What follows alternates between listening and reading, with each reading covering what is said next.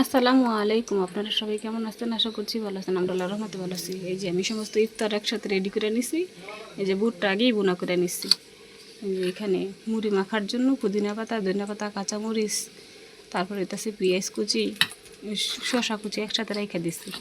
আর এখানে এই যে পেঁয়াজ বানাবো, পেঁয়াজের জন্য সব একসাথে রাখছি।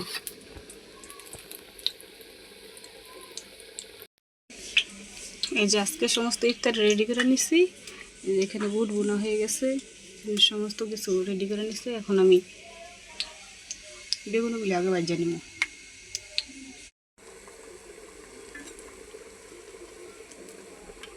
এই যে বেগুনগুলি আমি বাজিয়ে এখানে রাখতেছি।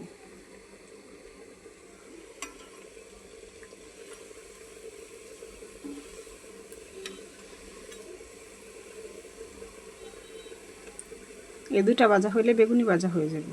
তারপরে ডিমের চপ আর আলুর চপগুলি ভেজে নেব।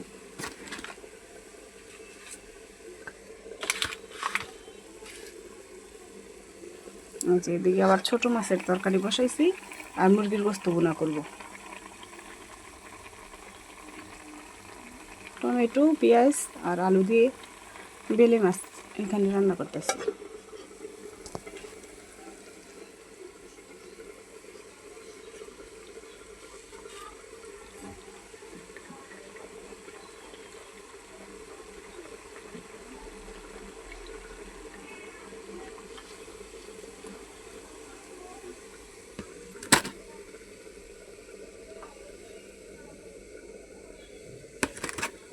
এখন আমি ডিমের চপগুলি ভেজে নেব।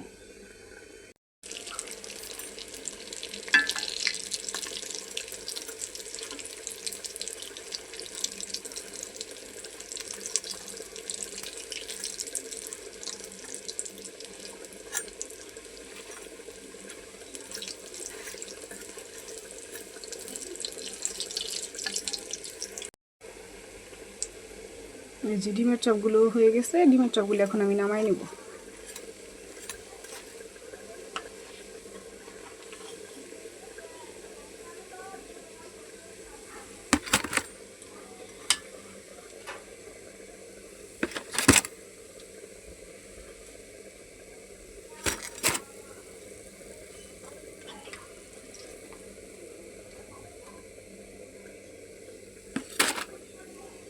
এখন আলুর চপগুলি সব বানাই নেব। এই যে সম্পূর্ণ আলুর চপগুলি আমার বানানো হয়ে গেছে। এই যে নামাই নিতেছি।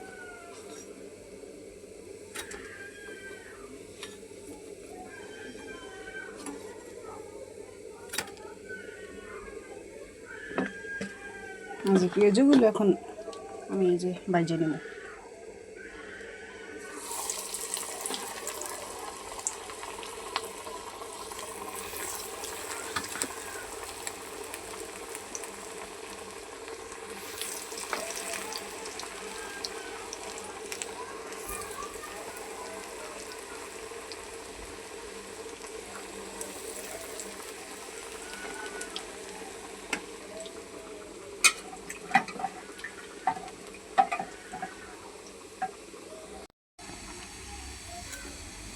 এই সম্পূর্ণ পেঁয়াজগুলো আমার ভাজা হয়ে গেছে। নামাই নিলাম।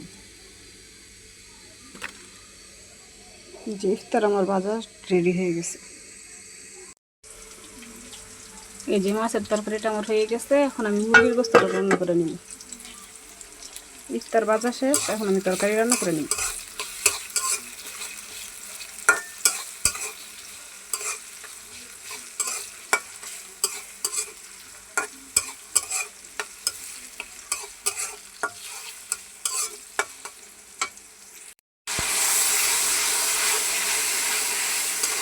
এই সমস্ত মশলাটা আমি যদি ভালো করে কষায় নিতেছি।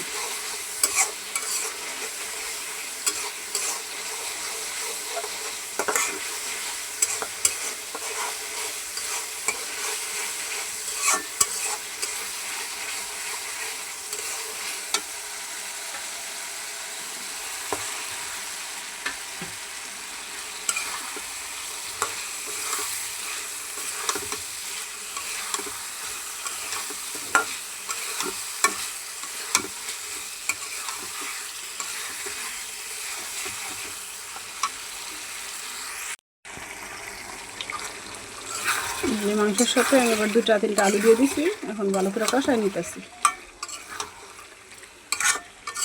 এদিকে গরম পানি বসাইছি তরকারির জন্য।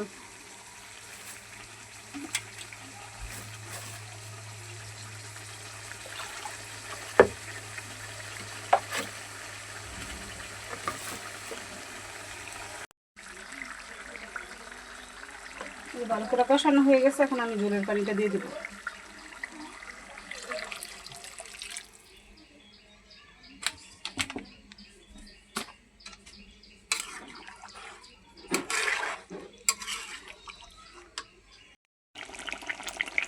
এই যে দেখে আমার মুরগির গোস্তের তরকারিটা রান্না হয়ে গেছে, আর মাছ তো আমি আগেই বোনা করে রাখছি।